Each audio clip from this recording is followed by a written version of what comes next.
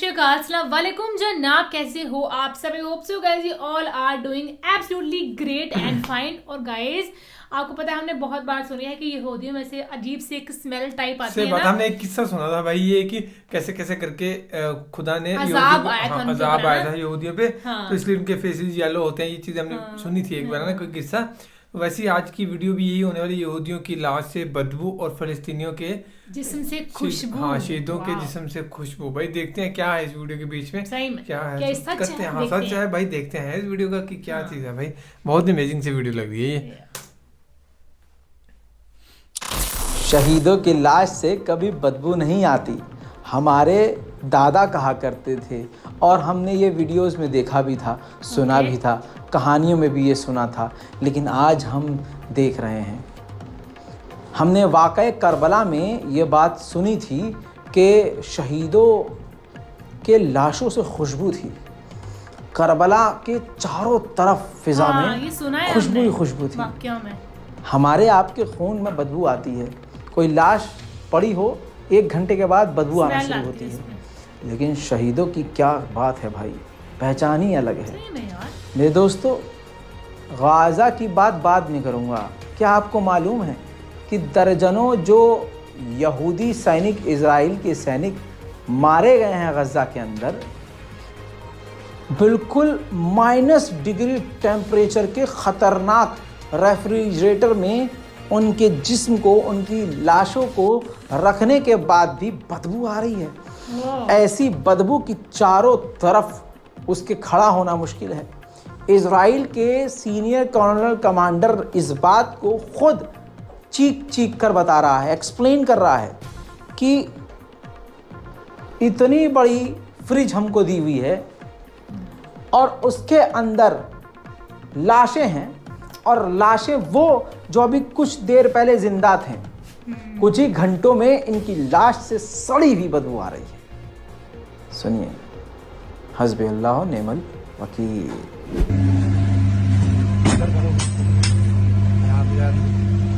Video viral हुई है ना।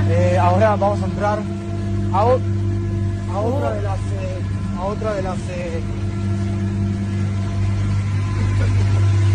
miren, इतनी ज्यादा अंदर mi से amor, फोक सी भी निकल रही है ना un chico, फ्रीजर की। un bebé o un niño chico, ¿cuántos es un metro? Lo pasa sin agua, sangre fría.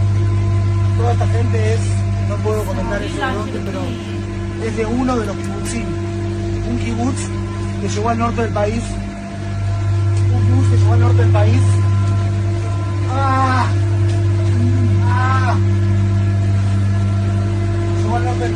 llegó al sur del país hace años, transformaron el desierto en campos florecientes, porque estaba allí en la zona del norte del desierto israelí, y construyeron, le dieron al mundo tecnología para frenar con la desertificación, agrotecnologías que saque Israel para todo el mundo, construyendo el futuro del mundo para darle de comer.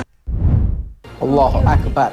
वहीं Gaza में बिना refrigerator के कई कई दिन तक लाशें रखी हुई हैं, बदबू नहीं है। लाशें कई दिन तक मलबों के नीचे दबी हैं, कस्तूरी खुशबू आ रही है। कस्तूरी खुशबू, ये गाज़ा के लोग खुद चीख चीख कर कह रहे हैं कि हमारे शहीदों की लाशों में से खुशबू आ रही है। मेरे दोस्तों, ये होती है शहीदों की पहचान। दोस्तों, यकीन नहीं आ रहा है, टिकटॉक बहुत चल रहा है वहाँ पर। टिकटॉक पर ये देखिए टॉप में क्या चल रहा है, Gaza dead bodies smells Musk, यानी कस्तूरी खुशबू आ रही है। गाज़ा में मरने वाले लोगों के जिस्म से, उनकी डेड बॉडी से कस्तूरी खुशबू। और ये चीज़ सोशल मीडिया पर भी ट्रेंड कर गई है।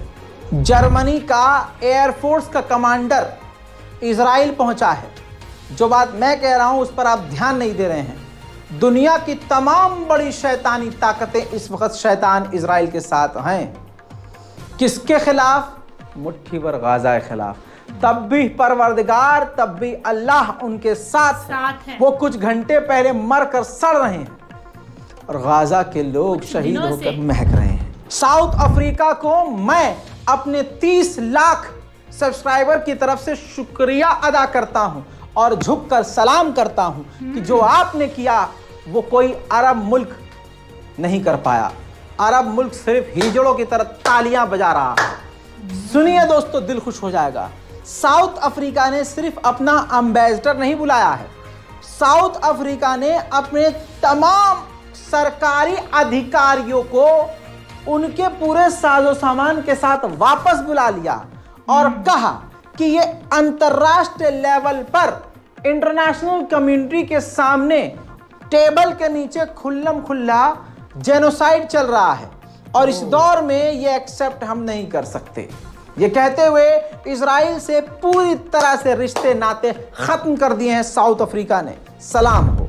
हमास को निकालने की धमकी इजराइल दे रहा है कि गाजा से मिटा देंगे या निकल जाओ तुम खुद, और तुम्हारे गाजा को हम दूसरों को दे देंगे। हमास का बयान यह आया है कि हमें एक्सेप्ट नहीं है कि हम किसी और सरकार की कठपुतली बने और हम गजा में ही रहेंगे।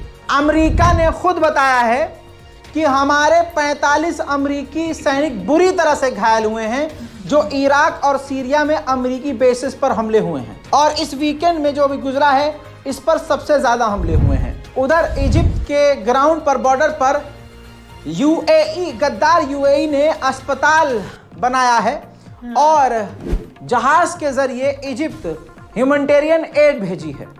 मैं खुद गाजा के लोगों से अपील करूंगा कि कम से कम यूएई की कोई सुविधा ना लें। अल अक्सा फ्लड ऑपरेशन के नाम से यमन में जबरदस्त मीटिंग हुई है। अंसारुल्लाह के लड़ाकों के साथ साथ कई संगठन इस मीटिंग में शामिल हुए। मीटिंग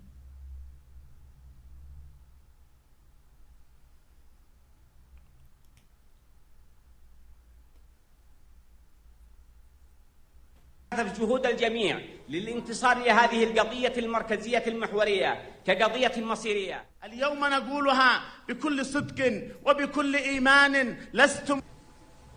وهذا ما نراه الآن واضحا في دعم محور المقاومة للمجاهدين الفلسطينيين حتى صارت المعركة هي معركة المحور وليست معركة الفلسطينيين وحدهم، فمن لبنان إلى اليمن للمعركة دعما وتأييدا للمقاومة في فلسطين.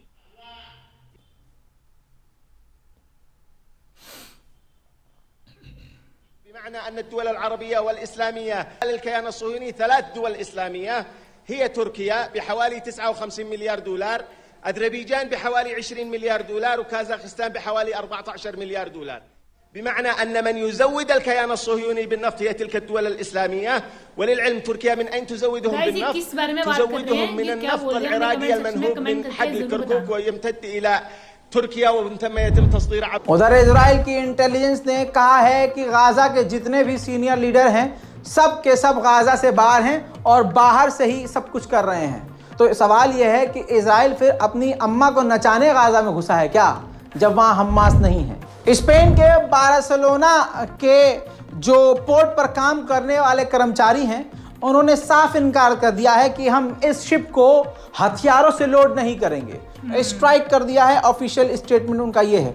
याद रहे स्पेन भी भारी भरकम हथियार इजराइल को दे रहा है। वहाँ के लोगों ने इंसानियत दिखाते हुए साफ इनकार कर दिया है कि हम ये हथियार इस जहाज में लोड नहीं करेंगे। उधर दोस्तों बाइडेन ने अपनी पार्टी, अपनी सरकार से $14